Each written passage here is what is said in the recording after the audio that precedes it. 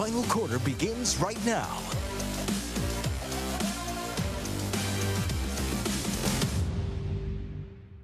Well, welcome back to the final quarter on CBS 8+. That's John Howard. I am Jake Garriani. We are ready to take you through the wild world of sports once again this week. Everything from the Padres to FDSC, San Diego Wave, the NBA, the NHL playoffs, and why one running back has to change his stance in the backfield. Yeah, we cover it all here on the final quarter on CBS 8+. We begin, as we normally do, with our San Diego Padres. What a clunker of a series they just finished as we record today against the Seattle Mariners, where the Padres went 0 for 21 with runners in scoring position. They were swept by the Seattle Mariners in what wasn't a competitive series. John, they're bound to happen over the course of 162. You're going to have bad series, but this was probably the ugliest one they have played to date so far, at least in my opinion. Yeah, it was pretty bad. And granted, they were swept earlier this season by the Rays at home, but this one was uglier. The 0 for 21, I mean, that's just a gutter ball of a weekend series.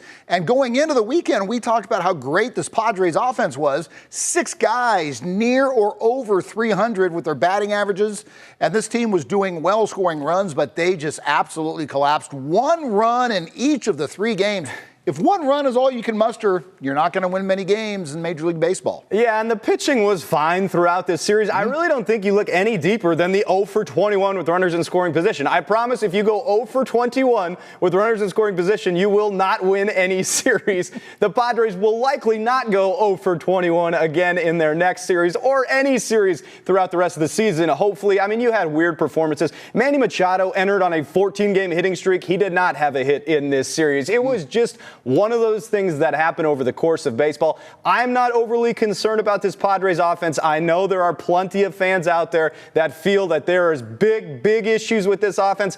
I am not one of them. I kind of chalk it up as, yes, it was an awful showing, but yes, these things do take place over the course of a season. Here is a look at those NL West standings. Speaking of struggling, the LA Dodgers, I mean, look, I know they're 10 games over 500, but they have some serious issues pitching right now. They have lost 4 straight. They were swept by the Los Angeles Angels and then lost their series opener to the Diamondbacks. And, you know, we're really harping on the same thing we've harped on all year, but the division is just unbelievable if you take out the Colorado Rockies. Yeah, the Dodgers are awful. Come on, 4 in a row.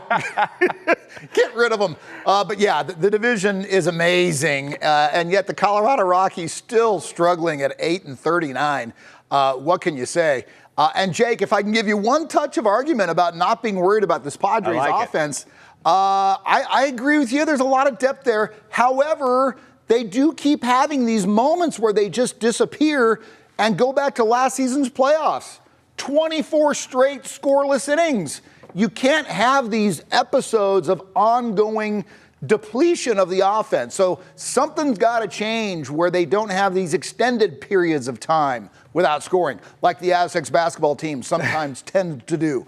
But there's plenty of depth there. There shouldn't be a concern, but they kind of keep doing this from time to time. Yeah, it is a fair point. You bring up a great point in the sense that we've seen this before. So I go, yeah, I don't overly worry about it because it's a long season, and they've shown that they can get really high with this offense, and they've shown that they can get really low. But to your point, like, you can't have that happen in the postseason again. You can't really have that happen over the course of 3 games, right? So there is a level of concern there, and really what it is like your star players all can't fall into that slump at the same time. And you saw some guys hitting the ball well. Fernando popped out a homer here. This team really isn't hitting for any power whatsoever right now. Xander Bogaerts actually hitting the ball really well too, but it's like, yeah, how are you going 0 for 21? How are you going 24 innings without scoring as we go back to the postseason? It is something that I suppose there is a small level of concern for people. I'm not quite there yet, but, you know, you do bring up a good counterpoint in that sense that I think there is an issue that you could focus on if you needed to. I think they got a lot of winnable games coming up, John, and you're going to see that offense tick up. The Blue Jays enter this series 2 games under 500. Atlanta is a really good team, a whole different team than they saw at the beginning of the season. There's a chance Ronald Acuna Jr. is back for that series against the Braves. I think those will be the 3 toughest games they face on the screen as we show it.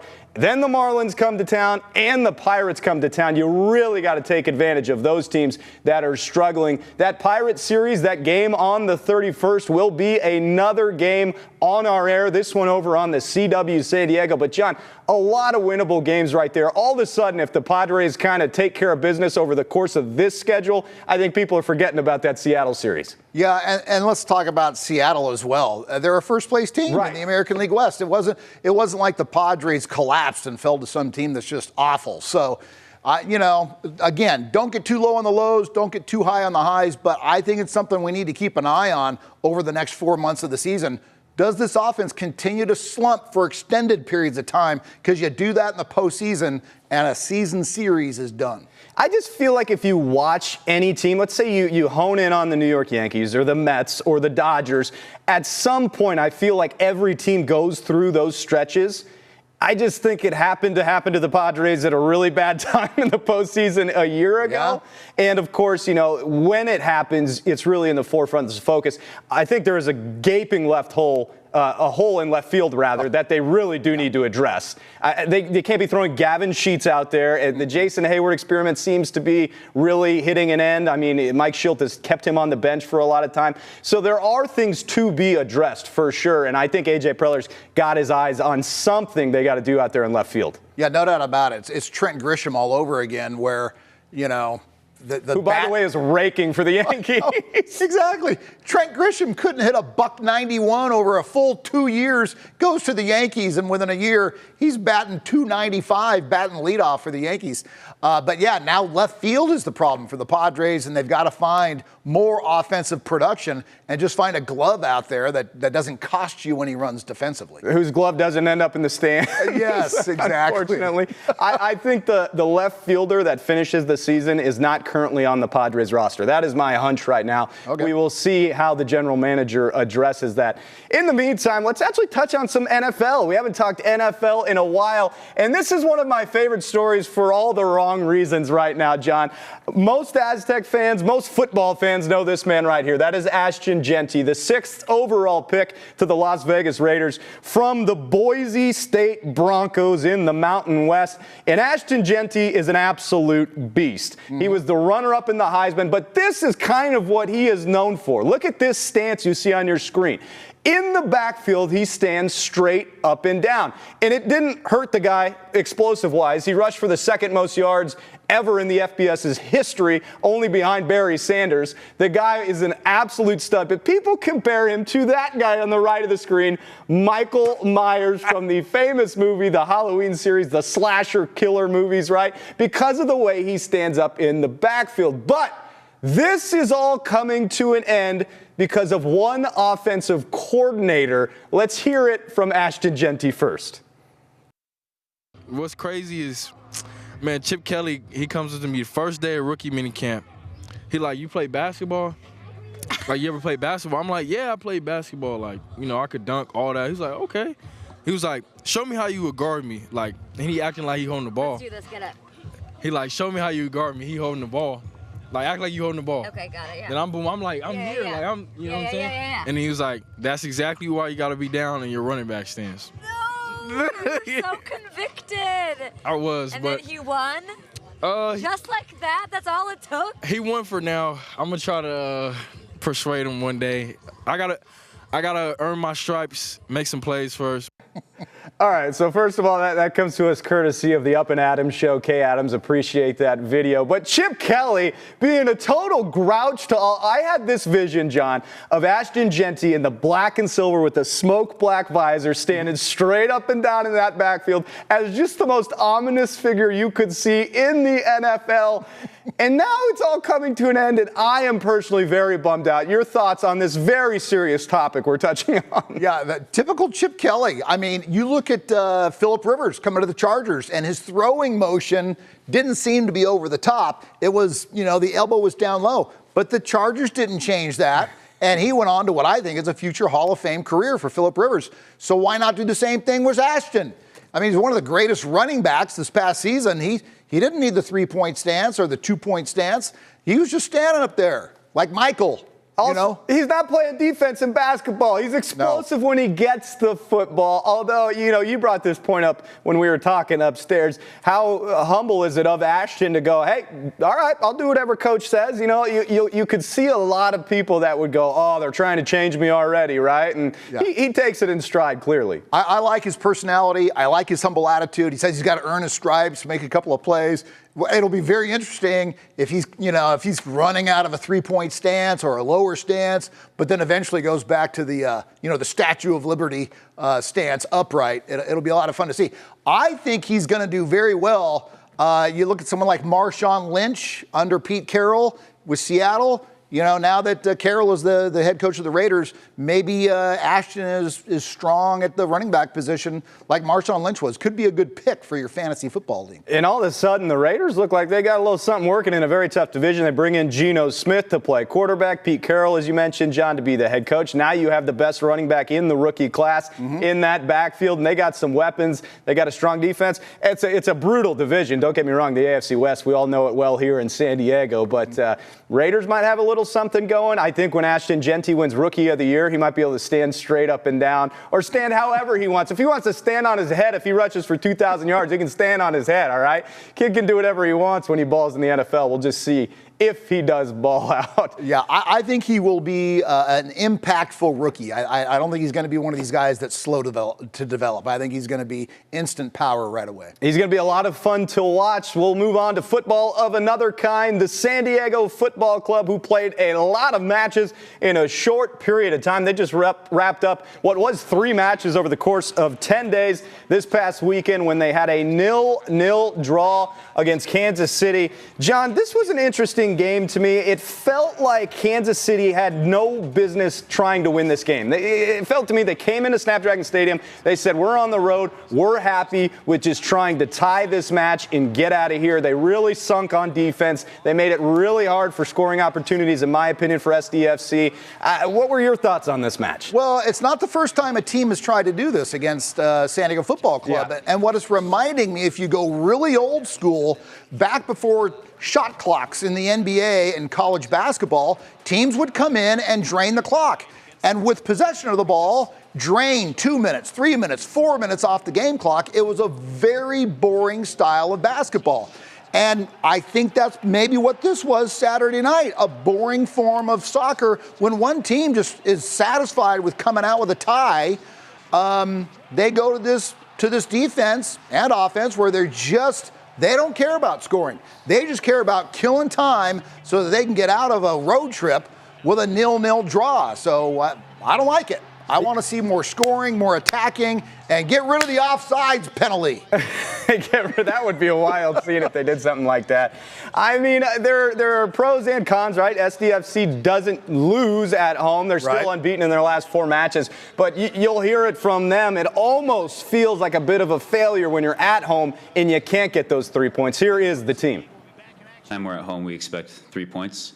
And we feel that the fans deserve that as well. They were great tonight. They always are. It's disappointing, but we default back to our values in these moments, and we keep pushing hard. We know next week we'll come with more fight and desire. I think when we are home and the game developed as it did, I think we feel like it's a 2 points lost. It's that's how it feels right after in the moment and right now. We also have to have in mind, like, we come from a mid-game week and have 7 points from 7 days, and that's quite good when you look at it tomorrow. But obviously after 2 wins the 2 first game and feeling like we had the game plan right for this game, we are of course a little bit disappointed. Jake, that first soundbite was from Luca Bombino. Just 18 years old. He was named man of the match. It's amazing that these 18-year-olds are out there with these professional players who really are hitting their peak from the age of 23 to 30, let's say.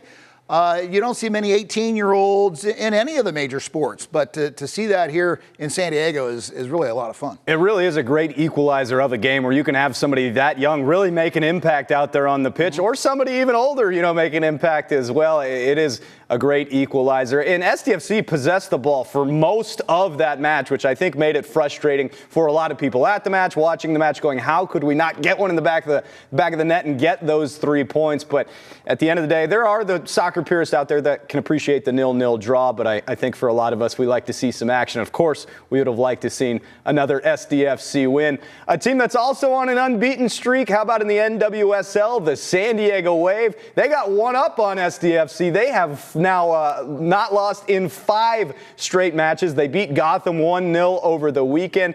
Really, I know we've touched on it before, but they got things moving in the right direction here, John, with the San Diego Wave FC. Yeah, San Diego Wave looking great. What I love about what the San Diego Wave is doing is the fact that they've just had a forgettable season last year, and they have put that season in the rearview mirror, doing very well right now on the 5-match unbeaten streak. And getting back, one final note on the San Diego Football Club.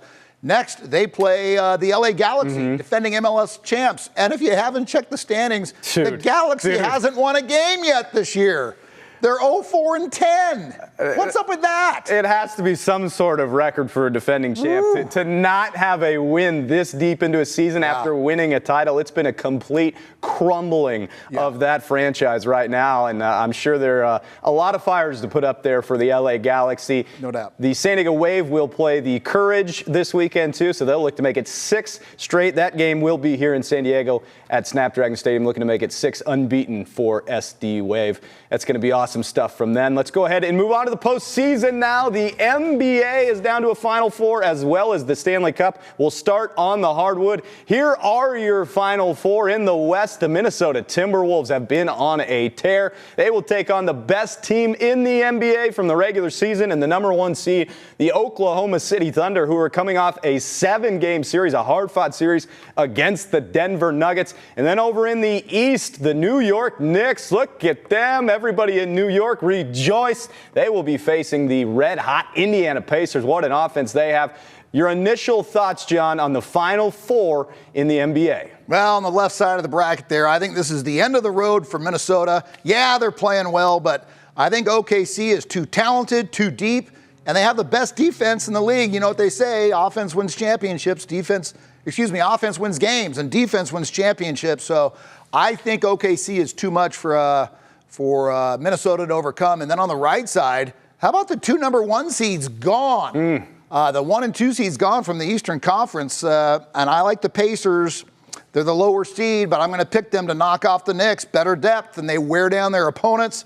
And Tyrese Halliburton playing quarterback. I like his quarterback, running backs, and receivers better than the Knicks, big men and linebackers. I'm picking the athletes over the big and uglies. I think the Pacers are a great pick. I think that offense is just really unbelievable right now. That should be a great series. I mean, the Knicks playing obviously when you get to this point, you're all playing great basketball, but I really like the Pacers. I'm really interested in that OKC-Minnesota series. Minnesota is the most physical team in the NBA. They're huge. They're big. They got Anthony Edwards. They got Rudy Gobert. I mean, they got Julius Randle. They can make this a series. In fact, I wouldn't be shocked if they win this series, especially with OKC coming off a 7-game series. They may come into that game 1 I know they're young, but worn down, tired. We'll see what they do. Curious to see if Alex Caruso's on Anthony Edwards. That should be a great, great series. I want to see how the physicality matches up with the talent of OKC's offense, because OKC's got some big guys, but Chet Holmgren's not going to go down there banging in the paint with Rudy Gobert. So that should be a great series. I'm really torn. I want to say it's going to be OKC, Indiana, but man, Minnesota's going to put up a heck of a fight, I think. Any final thoughts on the NBA? You ready to move on to the ice? I'm just wondering if you've recovered from your Nuggets being eliminated. I know, dude. That was brutal. The Nuggets were the same. We don't need to go deep into this, but the lack of depth really hurt the Nuggets. They went into that Game 7 with Aaron Gordon banged up, Michael Porter Jr. banged up. Nikola Jokic could only do so much, and OKC's a wonderful team. They really put the gas pedal down in that Game 7, ended up blowing Denver out of the water, and now the Nuggets got a lot of things they got to figure out in the offseason. Let's now move on to the ice, because I'm done talking about the Denver Nuggets. Here are your Final Four in the Stanley Cup playoffs. An interesting interesting showdown. A lot of teams we have seen before. In the West, it's a rematch, the Dallas Stars and the Edmonton Oilers.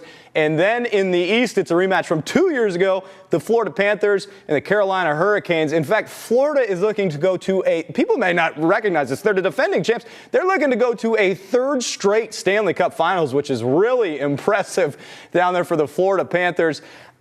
I'm going to start here. I think the Dallas Stars get over that hump. I think they go back to the Stanley Cup Finals, and I like Carolina to knock off the Florida Panthers. I got a Dallas-Carolina Finals. Now that I've said it, it'll probably be Edmonton-Florida again. Well, I like your pick of Dallas. Dallas in the playoffs has done a great job, not only on power plays, but on killing penalty minutes. So special teams, if you will, if there are a lot of opportunities to kill power plays and to win power plays, look for Dallas to advance. And Florida, it's a winning culture. These guys know how to win games, and they know how to win postseason games. They're well-balanced, they're physical, they're disciplined. So I like Florida to get back. I like Florida and Dallas in the final. And I think the thing with the Dallas that's going to be the key to keep an eye on is Jake Ottinger between the pipes for Dallas against the unbelievable offense of the Edmonton Oilers, Connor McDavid, Leon Draisaitl. That to me is going to be the showdown is how does goaltending hold up against great offense? And then on the other side, the thing Edmonton always gets ripped for is their defense. Stars got a pretty good offense of their own. That series should be a lot of fun. Both of them should be as we wind down in these postseasons. Now we head to the links for some major championship golf. John, we talked about this on the final quarter on CBS 8 Plus last week. I mentioned, I think, if Scottie Scheffler was anywhere near the top 15 or so of that leaderboard, look out for him. You talked about how you thought Bryson DeChambeau was going to perform well. Both performed well, but Scottie Scheffler proved why he is the best golfer on the planet as he wins the PGA Championship by 5 strokes. Not sure how much of this you got to watch considering how busy this sports weekend was, but it was a heck of a performance by Scottie Saturday and Sunday. Yeah, DeChambeau kind of fell off on Friday, and then John Rahm challenge fell off on Sunday. But a note that I noticed, Scottie Scheffler has now won 8 straight tournaments when he's leading after 54 holes, which is impressive, and that shows a guy that doesn't give up a lead. But I also looked up Tiger Woods. On PGA Tour, the win percentage for guys leading after 54 holes is 33%. So 33% of the time they're gonna win the tournament after leading after 3 rounds. Tiger's win percentage was 93%. Tiger was 44-2 when leading after 3 rounds. Scottie Scheffler, if he continues to do what he's doing, 8 straight times he's won the tournament when leading after the 3rd round. This is a guy that knows how to win when winning is for the taking. He's putting together a pretty good stretch right now. A really unbelievable stretch. And look, I stand by the fact nobody has ever dominated a sport more than Tiger Woods over the course of his career, especially in his heyday. But Scottie's doing some really impressive things. It's his 3rd major championship now. He's won the 2 Masters and now the PGA Championship. It's his 14th, I believe, PGA Tour victory. And in fact, he's in some crazy category where before the age of 29, he's won 14 titles in 3 majors. The only other 2 golfers to do that since World War II, Jack Nicklaus and Tiger Woods, of course. So he is on a heck of a tear here. I mean, it was just so impressive. Really, on Thursday, he fought through that round. Like, he would admit he wasn't hitting the ball well, fought through, kind of went in there 2 under, was able to score a little bit. And then the weekend, it was just like gas pedal, did his thing. It was just impressive. He's such an impressive golfer, and he continues to dominate the sport, huh? Yeah, I remember 3 or 4 years ago, he played at the Farmers Insurance here in San Diego. And I ran into his parents near the putting green. We were doing a live shot, and these 2 parents walked up. I said, "Oh, do you have somebody playing?" "Yeah, we're Our little Scotty. We're the parents of Scottie Scheffler." And at that point, I had heard of Scottie Scheffler, but he hadn't done what he's done now. So it's been fun to kind of follow him when you meet somebody that's connected to a player. And it's, I remember in the early 90s, David Duval was dominant for a while, and Freddie Couples was strong for a while. And then obviously Tiger dominated for the period that he dominated. And you're wondering who's going to be that next guy. And there's been a lot of names.